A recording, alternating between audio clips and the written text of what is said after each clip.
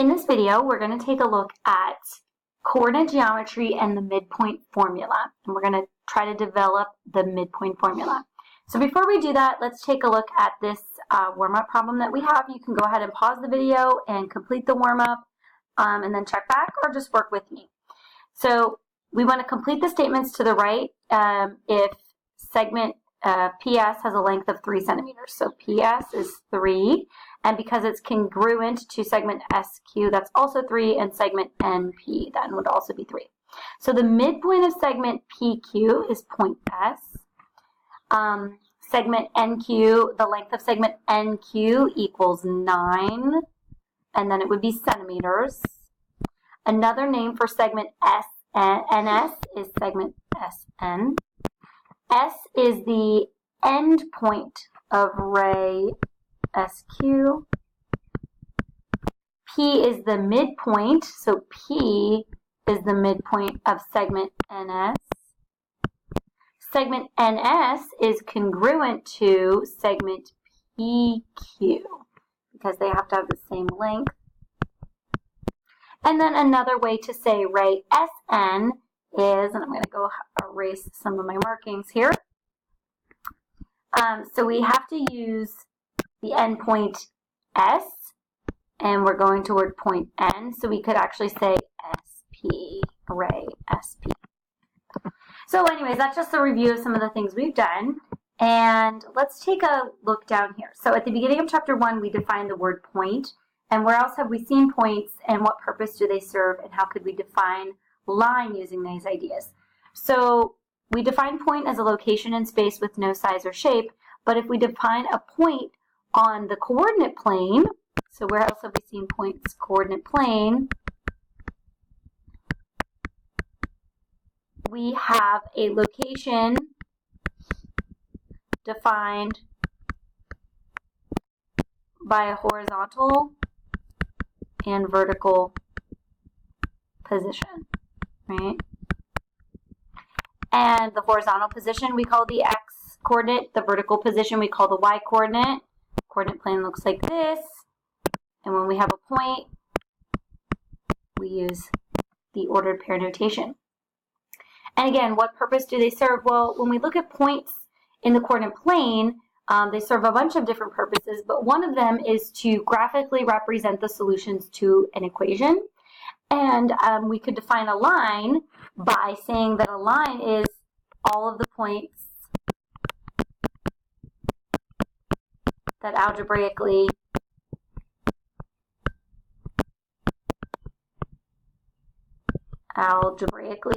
solve the equation. And that's just a visual representation.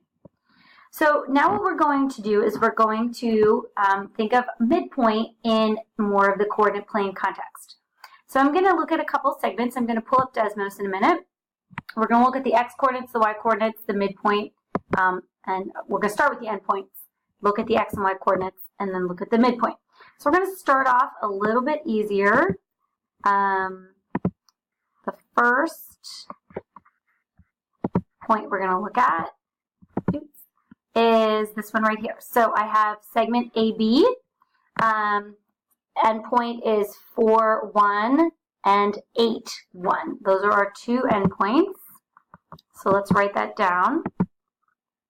And then before I toggle back to the other screen, what do you think the midpoint of this would be? It looks like it's going to be right around here, right? That looks like it's halfway in between. And that would be the point 6, 1. So let's take a peek at what we had. So our endpoints were 4, 1 and 8, 1. Our x coordinates were 4 and 8. Our y coordinates were 1 and 1. And our midpoint was 6, 1. So again, thinking of this idea, right, we're trying to develop a formula. So how can we get from the endpoints to the midpoint? Is there an algebraic relationship? Let's take a look at another one. So if we did a vertical line, for example, let's say we moved, can I just pick up point B? I don't actually know. I don't think I can. So let's go ahead and make point B be at 4, -1. How about that? And I'm going to go ahead and give us a line segment here.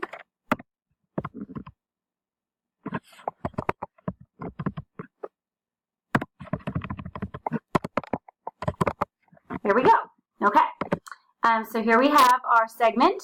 The endpoints again are 4, 1, and 4, -1. And here we have our midpoint at 4, 0. So let's go ahead and record that. So 4, 1 again. And then this time we had 4, -1. Our x coordinates were 4. Our y coordinates were 1 and -1. And our midpoint was 4, 0. So let's just take a peek here. And this line segment, the y coordinates were the same, and the midpoint has the same y coordinate as the 2 points. But the x coordinate is a little bit different. So anyway, we could take a 4 and an 8 and get a 6. Any idea there? Remember, we're kind of in the middle. So on this one, 4 and 4 are the x coordinates, so the midpoint also has an x coordinate of 4. The y coordinates were 1 and -1, and now the midpoint has a y coordinate of 0. So thinking about a relationship there. Let's take a look at one more and see if we can then develop the formula. So let's take two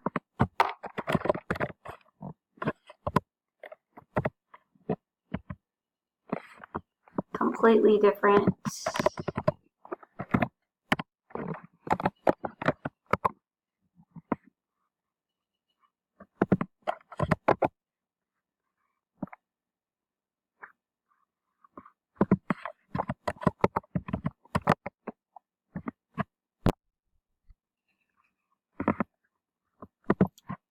points. Okay, so here we have it. Our points now are 1, 2, and -1, -4. And this is our segment. And again, this looks like it's in the middle, and it is 0, 1. If we can just think about, again, this point here,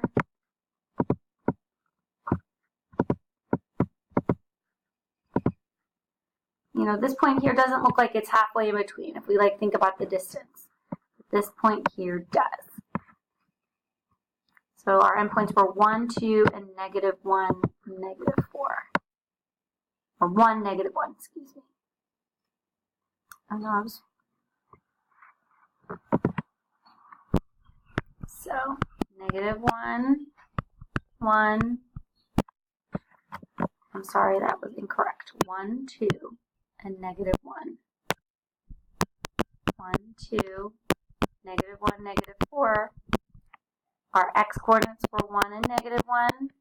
Our y coordinates were 2 and -4. Our midpoint was 0 and -2. So this time, the x coordinates were different, the y coordinates were different, and the midpoint then is playing off of both of those. So if you've been able to think about this for a little bit, think about trying to find the middle number, right? 6 is right in between 4 and 8. 0 is in between 1 and -1. -2 is in between -1 and -4. I'm sorry, this is in between 2 and -4. So we're basically averaging, okay? So what is the midpoint formula? The midpoint formula is basically when we're going to average the coordinates of the endpoint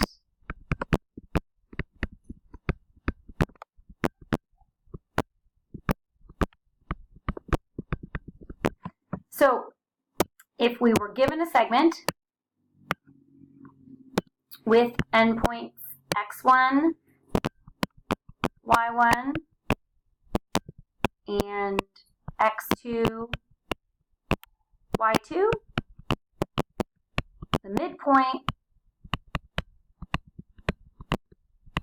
would be the average of the x's, so x1 plus x2 divided by 2, and the average of the y's. And we've used this subscript notation before in Algebra 1 when we're working with slope and things like that, so it should kind of feel natural to you.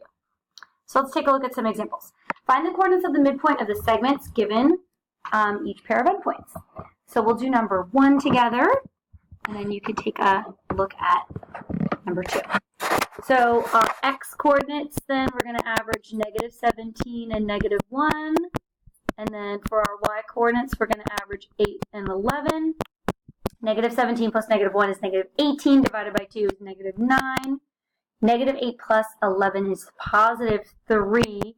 That does not really divide by 2, so I'm actually going to leave my answer as a fraction, 3/2. You can make it 1½ if you wanted. Try number 2. Pause the video, and then go ahead and look at my solution. For number 2, our x-coordinates are 14 and -3. Our y-coordinates are -7 and 18. So our midpoint is 11/2, and then 11/2. That's kind of fun. Number 3 is really fun because this time we're given one endpoint and we know the midpoint.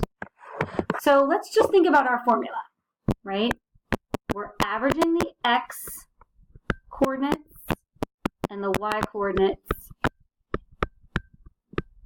to get the midpoint. So this time we know the midpoint. We know the x coordinate is 3 and the y coordinate is 18. And we also know one of the endpoints. It doesn't really matter which one because we're adding, so adding is commutative, not like subtracting where you have to be really careful. So let's see if we can set up an equation here. If one of our coordinates is 12, our x-coordinate endpoint is 12, and our unknown is x sub 2, that should be equal to 12 plus our missing value divided by 2 should be equal to 3. So now we can just solve this equation by multiplying both sides by 2 and subtracting 12.